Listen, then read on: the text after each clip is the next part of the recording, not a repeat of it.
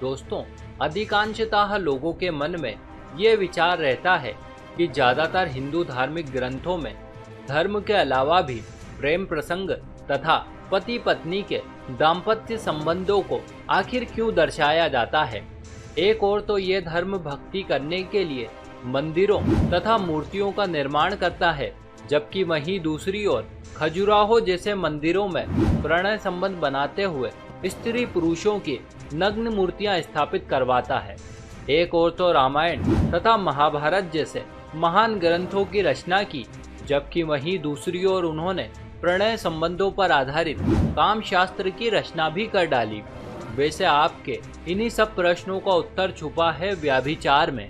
इसीलिए आज हम आपको व्यभिचार के संबंध में कुछ ऐसी चौंकाने वाली जानकारियां प्रदान करेंगे जिससे आपको उपरोक्त सभी बातों के बारे में पता चल जाएगा।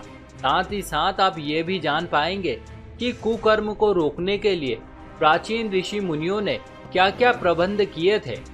तो आइए एक बार विस्तार से प्रकाश डालते हैं व्यभिचार, दाम्पत्य जीवन, काम शास्त्र तथा खजुराहो की नग्न प्रतिमाओं के रहस्यों पर। नमस्कार और एक बार फिर स्वागत है आप सभी का आपके अपने वीडियो कलेश यूट्यूब चैनल पर।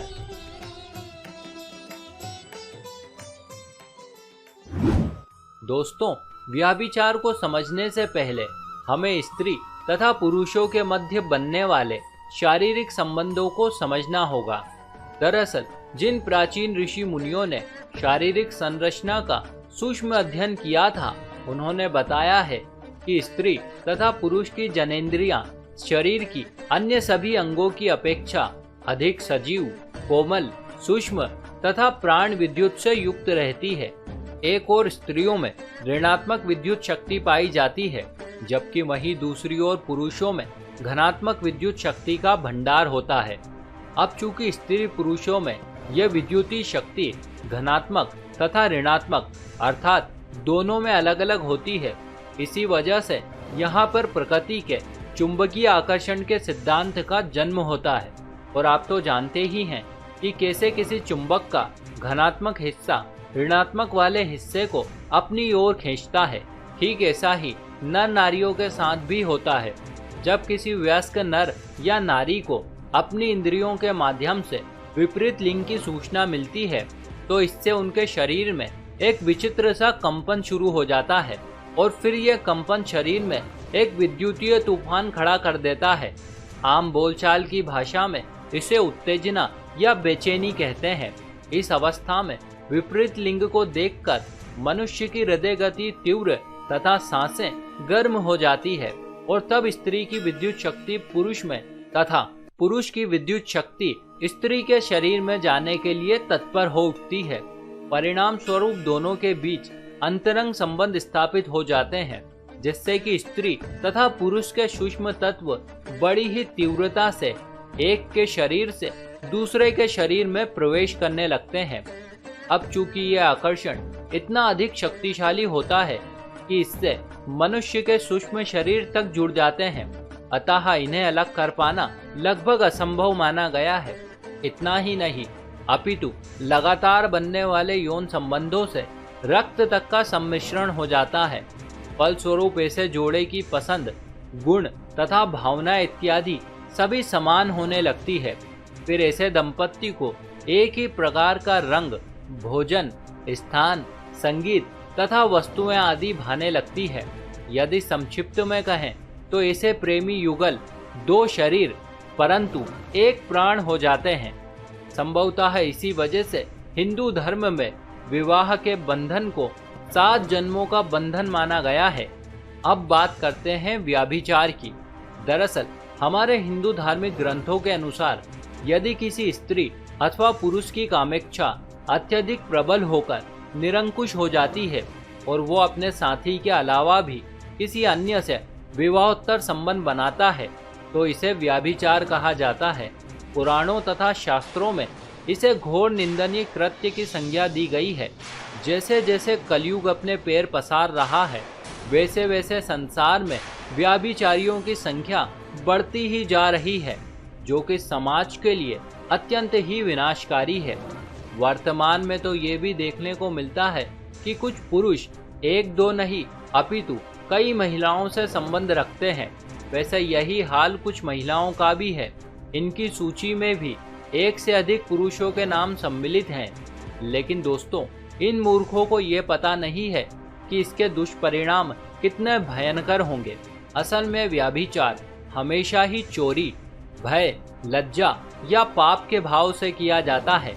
ऐसे में मनुष्य उसे छुपाने के प्रयत्न में लगा रहता है।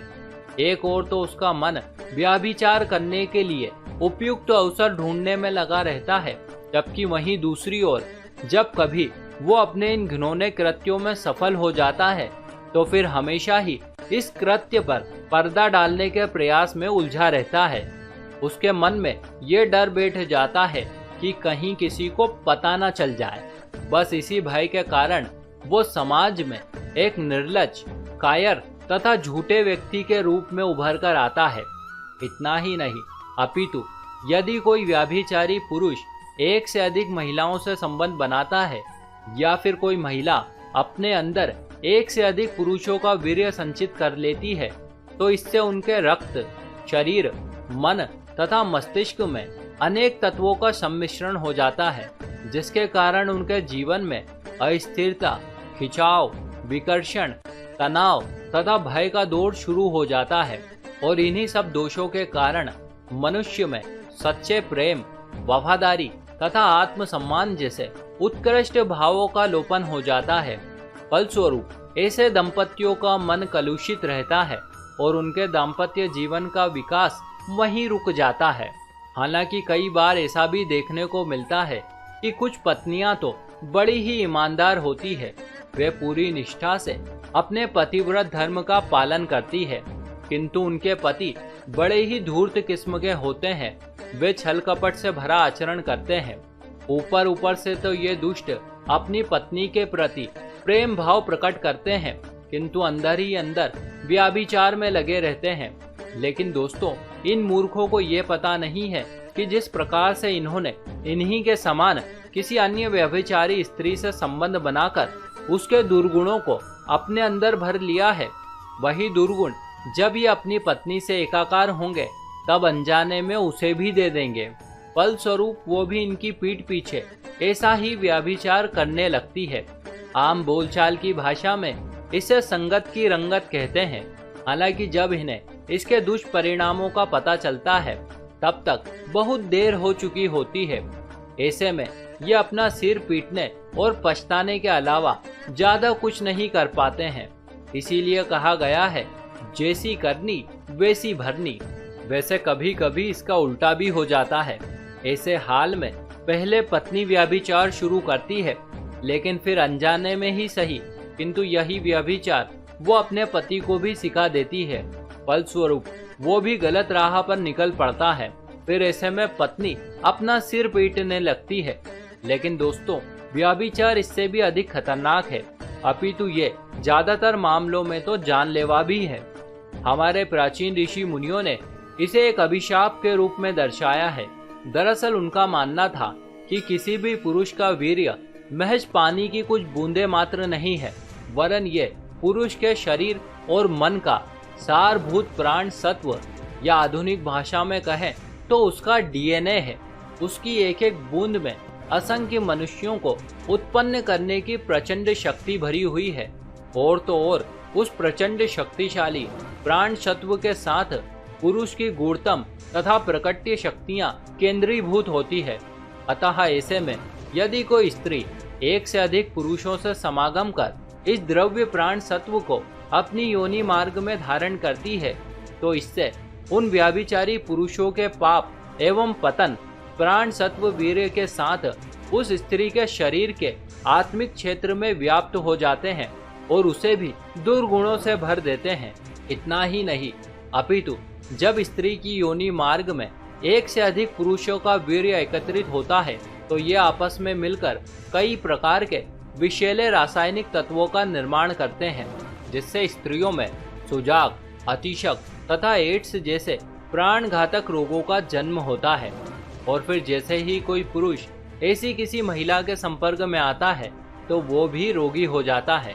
हालांकि ज्यादातर मामलों में ये रोग इतने सूक्ष्म ढंग से मानवीय शरीर को जकड़ते हैं कि शुरुआत में किसी को भी इनके बारे में पता नहीं चलता है, किंतु फिर कुछ वर्षों के बाद ये अपना प्रभाव दिखाते हैं और अंततः मनुष्य को सड़ा सड़ा कर मौत के घाट उतारते हैं।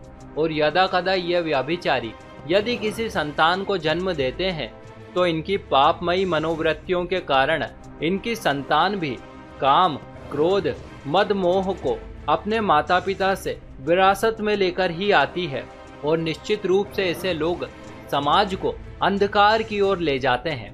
इसीलिए दोस्तों, समाज हमेशा से ही व्यभिचार के खिलाफ बोलता आया है। न केवल हमारे समाज में अपितु अन्य समाजों में भी यही प्रचलन है। भले ही आपको पता ना हो, लेकिन आज भी कई गैर हिंदू देशों में व्यभिचार की सजा मौत है। वैसे बहुत से लोगों के मन में ये विचार भी आ सकता है कि हमारे देश में भी व्यभिचारियों के विरुद्ध ऐसी ही किसी सजा का प्रबंध किया जाना चाहिए। क्यों ना कुकृत्य करने वालों के गुप्त अंग काट दिए जाएं या फिर उन्हें मौत के घाट उतार दिया जाए। लेकिन आपको बता दें कि हिंदू धर्म शुरू से ही मनुष्यों के दोषों को मिटाने में विश्वास रखता आया है, न कि मनुष्यों को। जरा सोचिए, मरने वाला भी किसी का पति, पत्नी, माँ या बाप हो सकता है, या ये भी संभव है कि समाज या अदालत इस बात का निर्णय करने में गलती कर बैठे और किसी ऐसे निर्दोष को दोषी करार दे दे जिसने कोई पाप ही ना किया हो। संभवतः इसी वजह से हमारे प्राचीन ऋषि मुनियों ने कुकर्म करने वालों को जानलेवा सजा देने के बजाय उन्हें विषय भोग की शिक्षा देने का प्रबंध किया था। और इसीलिए उन्होंने पढ़े लिखे मनुष्यों के लिए कामशास्त्र जैसे महान ग्रंथ की रचना की। साथ ही साथ अशिक्षित लोगों के लिए प्रेम आनंद की गहराइयों को दार्शनिक बनाने हेतु खजुराहो जैसे मंदिरों का निर्माण किया, ताकि लोग जी भर कर अपने दाम्पत्य जीवन का सुख भोगें, न कि किसी प्रकार के व्यभिचार में उलझकर अपने जीवन को जोखिम में डालें। तो दोस्तों, इन सब बातों पर विचार करने से अब आपको पतिव्रत तथा पत्नीव्रत धर्म की महत्ता के बारे में पता चल गया होगा। साथ ही आप ये भी जान गए होंगे कि काम क्रिया महज मनोरंजन नहीं, अपितु ये उससे कहीं अधिक बढ़कर प्राण विनिमय की वैज्ञानिक प्रक्रिया है, या कहें कि ये वो महान रासायनिक क्रिया है जिसके द्वारा दो प्राणों का एकीकरण होता है और उनके संयोग से नए प्राणों अर्थात स्वस्थ संतानों की उत्पत्ति होती है, जो समाज का भविष्य निर्धारित करते हैं। इसी के साथ हमारी ये जानकारी भी यहीं समाप्त हुई। आशा करते हैं आपको ये जरूर अच्छी लगी होगी। ऐसे और भी वीडियो देखने के लिए अभी सब्सक्राइब करें वीडियो कलेश यूट्यूब चैनल को। साथ ही साथ इस वीडियो को ज़्यादा से ज़्यादा लोगों के साथ शेयर करें और अब से आप हमें फेसबुक पर फॉलो करना ना भूलें, ताकि चारों ओर धर्म रूपी प्रकाश फैल सके। आप सभी दोस्तों का बहुत बहुत धन्यवाद।